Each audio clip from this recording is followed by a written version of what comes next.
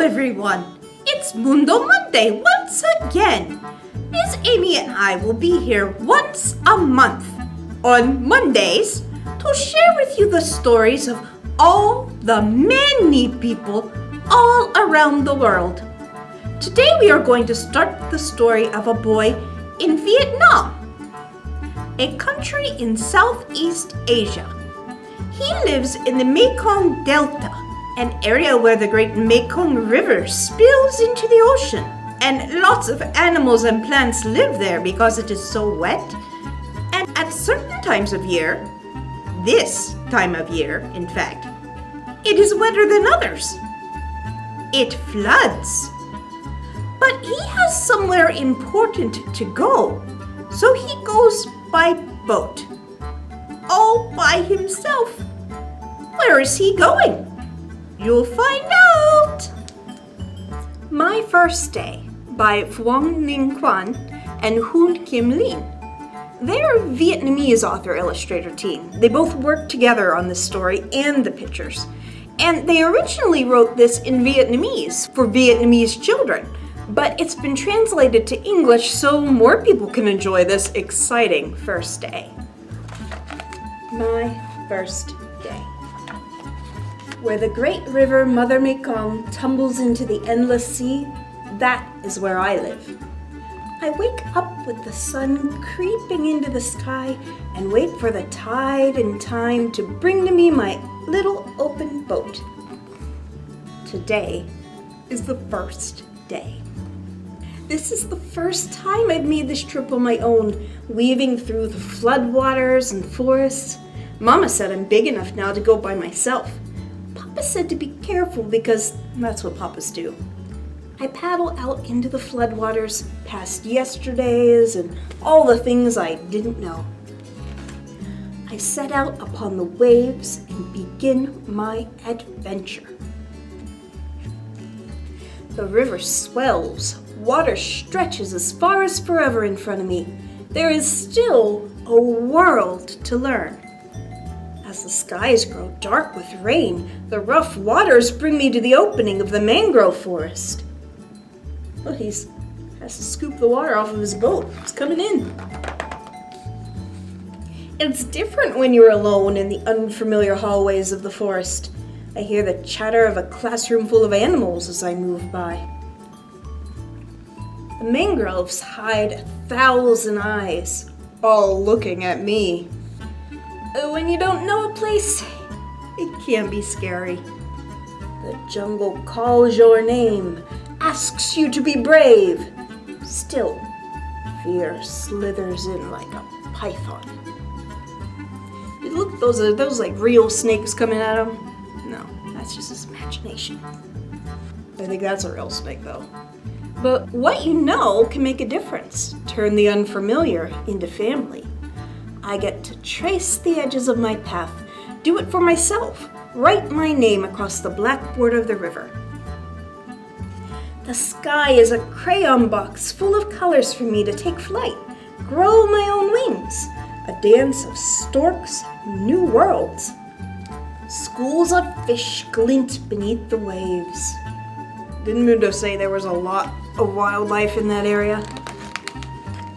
Even water buffalo galumphing near the shore. Finally, the shore. Bellow their welcome. Hello, buffalo. Hello, friends. Not just buffalo now. Hello, first day of school. My journey ends. I like the way his journey to school was a school in and of itself. This book reminds me of a story that's almost the exact opposite, but it still has to do with the dry and rainy seasons and how that adds something new to learn when you're getting to school. This one takes place in Chad, in North Central Africa, right by the equator, which means that it gets lots of direct sunlight and is warm most of the year. And yet Chad has 3 very different climate zones in it. The south is savanna, green grasslands and wetlands and lakes. The north is a Sahara desert, the largest, driest place on earth. And in the middle is the Sahel, a land where the dry desert and the wet savanna blend together. Like the desert, it is very dry most of the year, but plants grow there, mostly because from June to September, rain blows in from the south. That's where this story takes place, in the Sahel. Most of the people in Chad live in the south, where there are cities and dependable sources of water. Almost nobody lives in the north, at least not full time. And the people in the Sahel tend to move around a lot depending on the weather. So when it comes time to go to school, well, where is the school? You'll see in this book, Rain School, written and illustrated by James Rumford. In the country of Chad, it is the first day of school. The dry dirt road is filling up with children. Big brothers and big sisters are leading the way. Will they give us a notebook? Thomas asks. Will they give us a pencil? Will I learn to read like you? Stop asking so many questions and keep up, say the big brothers and big sisters. Thomas arrives at the schoolyard, but there are no classrooms. There are no desks. It doesn't matter. There is a teacher. We will build our school, she says. This is the first lesson. Thomas learns to make mud bricks and dry them in the sun. See, they're made of mud, but they're dried, so they turn into bricks. He learns to build mud walls and mud desks. He gathers grass and saplings with the other children. Then they make a roof. There it is. Inside, it is cool. It smells of the earth. It smells of the fields ready for planting. Thomas helps bring in little wooden stools. Everyone sits down. This is the moment they've been waiting for. The teacher brings in a blackboard.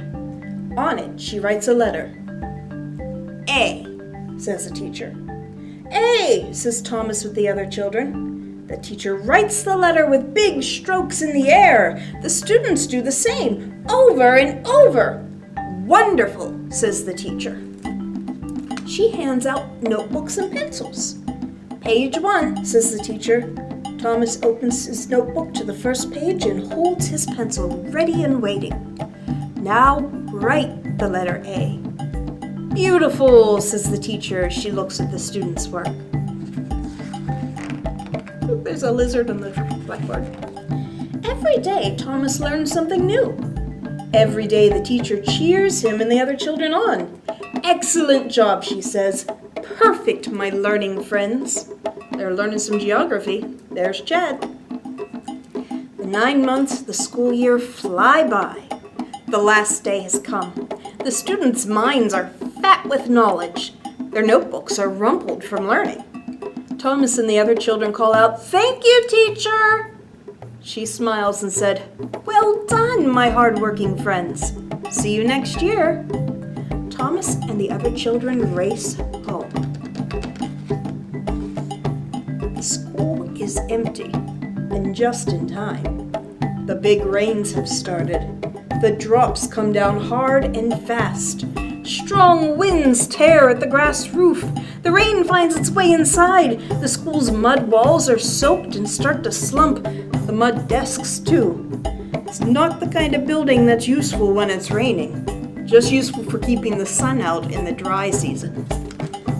Slowly, the school disappears until there's almost nothing left. Doesn't matter. The letters have been learned and the knowledge taken away by the children. Come September, school will start over. Thomas will be a big brother then, leading the children on their first day to school. They will all stand in front of their smiling teachers, ready to build their school again. The end. Climate can have a lot of effect on kids going to school. Oh yeah. Maybe you can tell us about all the kids in this book then. This is the way we go to school. A book about children all around the world. The story just shows different kids getting to school. It doesn't tell you where in the world they are until you get to the very back. And even then, well, can you tell us a little more about it? I'll do my best. Okay, this is the way we go to school. A book about children around the world by Edith Baer, illustrated by Steven Bjo. 1 by 1 or 2 by 2. Come along, it's fun to do. Ellen takes it nice and slow. Time to watch the flowers grow. Beautiful flowers. Ellen must live somewhere tropical. The book says Hawaii. Ah, yes, Polynesia. The lush, vibrant islands all over my chin. Liz and Larry, as a rule, wear their jogging shoes to school. But at 20 minutes past, roller skates are twice as fast. That looks like a place where the weather is usually comfortable. Warm, dry, but not too dry. Southern California. Ah, it does sometimes get too dry there, especially in the summer. But it's easy for kids to walk to school. And the fastest way by far is by school bus or by car. That looks like where you live. It does. The book says it's in Missouri, but it could be a lot of places in the United States. Suburban or rural places or small towns where people live too far from the school to walk and there isn't public transportation. That's when school districts send out the big yellow buses just for school kids. Jenny, Jerry, Pete, and Perry ride the Staten Island ferry. Staten Island is in New York City. New York City is built across islands and peninsulas. It does have public transportation, buses and subways, and when your school is on a different island from where you live, ferry boats too. Cable cars take Jack and Jill up the hill and down the hill. That looks like San Francisco in California. The hills are so steep there that you need cable cars, special trolleys on strong cables to get up and down easily. Michael and his friend Miguel see the rooftops from the L. The L is the city train system in Chicago. Like a subway, but instead of underground, it rides on rails above the city. L is short for elevated train. Horse and buggy rides, it's plain, start the day for Jake and Jane. That looks like an Amish carriage. The book does say it's in Lancaster, on the other side of Pennsylvania from us. There are Amish people all throughout Pennsylvania, but especially in Lancaster. The Amish believe in living simply, farming and making things by hand, and avoiding high-tech things that just bring problems. Cars are too fast and too dirty, so most Amish stick to horses. And in Philly, that's also the other side of PA, but the exact opposite of Amish country. And in Philadelphia, Mitch and Molly go to school by trackless trolley. You'll see how it looks like a bus at the bottom? But it's electric. It gets its power from those wires above it. Bianca, Beppo, Benedetto ride aboard the Vaporetto. Venice, Italy. You thought New York City was built on an island. Central Venice has canals instead of roads. I rode a Vaporetto in Venice before. It takes you from the newer areas around Venice, where there are cars, across to Old Venice, where you have to walk or take a little gondola. That's the little boat in the front. Yes. Bundled up against the breeze, Niels and Solveig go on skis. Niels and Solveig are Scandinavian names. Yeah, the book says Norway, the same country that the Everybody Counts book we read last month came from. People use cars and trains and buses and elevators in that book, but that's because it took place in a town or a city. If you live way up in the mountains and away from the warm coast, you might need skis to get to the nearest school. Palm trees help keep Ahmed cool on his sunny walk to school. Mira takes time out to play. School's a hop and skip away. These look like similar places in the Middle East. Ahmed is in Egypt and Mira is in Israel. Ah, yes, across the Red Sea from each other, or more specifically the Gulf of Suez, as we read in our Passover story. These places, like the Sahel in Chad, are halfway between desert and wet. It's very warm, but there are enough bodies of water around to keep things growing. And watch Sepp and Heidi sail through the air from peak to vale. Whoop, up to the top to the bottom. A gondola lift cable car. That's used in the Swiss Alps, the high mountains in the middle of Europe, to get up and down the steep parts. Akinyi leaves for school by train, far across the mountain train. Akinyi is a Kenyan name. Yeah, she is in Kenya. Like Wangari Maathai, who started the Greenbelt movement. I am not sure why Akinyi is taking a train, but there is a major railway line that runs through the mountains of Kenya, connecting the ocean to the capital of Nairobi and beyond. Maybe Akinyi is going to a special school in Nairobi. Kay and Faye and Flo and Joe go to school by radio. When was this book written? 1990. It's 31 years old. I can tell. Kay and Faye and Flo and Joe are in Australia, where most people live in cities along the coast. But the children who live in Central Australia, a large wild area called the Outback, live too far away from each other to go to schools. So they attend the School of the Air, which used to be held over two-way shortwave radio. But ever since 2009, the School of the Air has been held over the internet instead. Like the remote learning a lot of kids around here did last year when in-person schools were closed. Exactly. They perfected remote learning in Australia. Bicycles bring Mei and Ling through the traffic of Nanjing. That's in China. China has the largest population of people in the whole world. With all those people driving cars around the city, it would be way too crowded. So most people in China ride bicycles instead. And beneath the dripping sky, Ram is riding high and dry. Double-decker buses. Double-decker buses are common in many cities around the world, but judging by the shape of the letters on the side and the fact that Ram is a Sanskrit name, I'm going to guess that's in India. And you would be right. William comes ashore by boat, counting seagulls while afloat. North Atlantic. Yes, the book says this is in Maine. The rocky shores, the warm clothes, the little islands. Carlos takes the town in stride. Luz prefers the countryside. Those both look like Mexico. Look, the one house behind Luz looks a lot like the many houses behind Carlos, just more remote.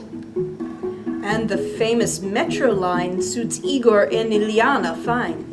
Several world cities have subway systems called the metro, but the fancy chandeliers and Igor and Ileana being Russian names tells me that this is the one in Moscow, one of the largest subway systems in the world. Yeah, the back of the book says Moscow in the USSR. Oh no, 1990. The Soviet Union, or USSR, broke up into many smaller countries just 1 year after this book came out. That's funny, as the book says this next page also takes place in the USSR, but Siberia. Would you go to school by copter? What's even more funny is that Moscow and Siberia are still in the same country, Russia, today, because Russia stretches the whole way across the top of Europe and Asia, and the whole way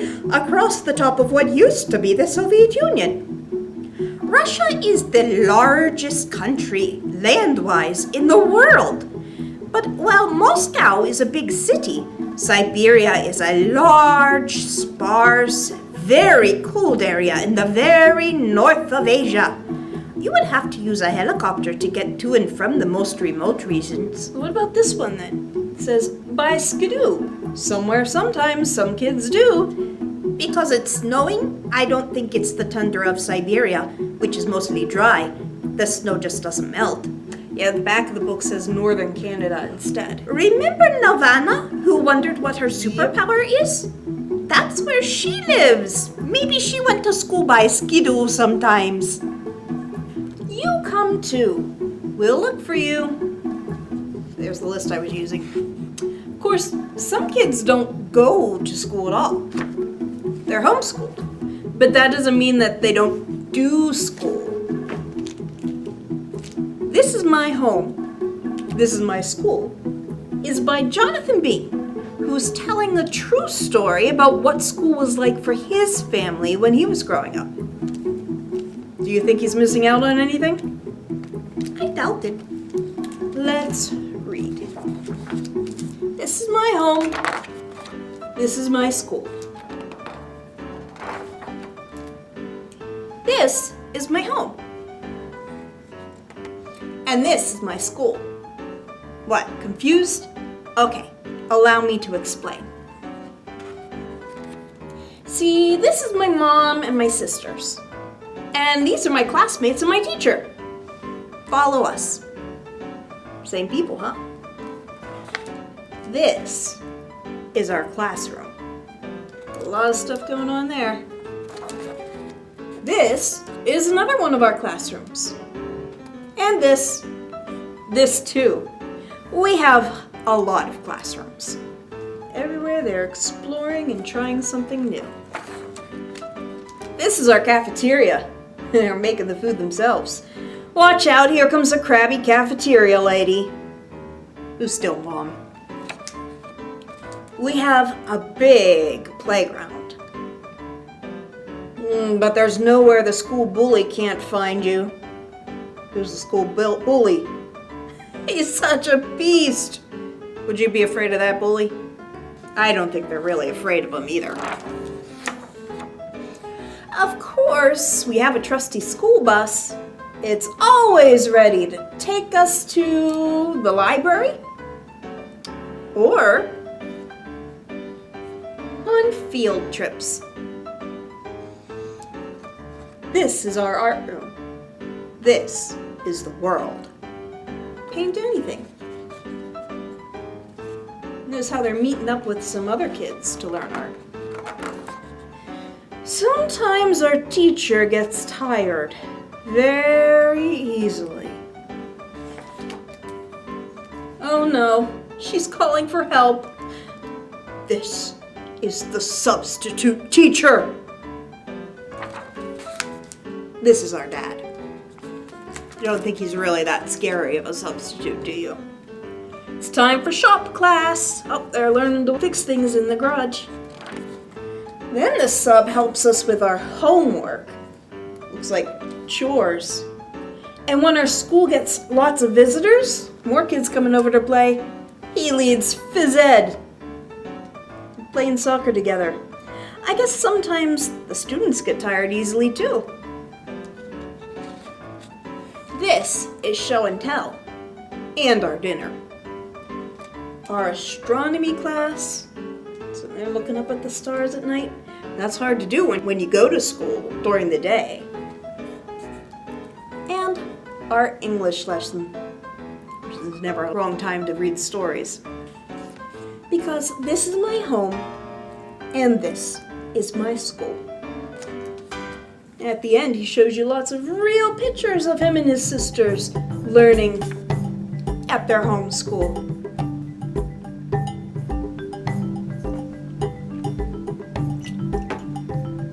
It looks like Jonathan and his sisters learned a lot at their home school. And now he's grown up and writing and drawing stories of his own. There are many ways to go to school, and everyone around the world has their own stories of what going to school means to them. However you go to school, what's important is that you've opened your mind to learning. Happy learning!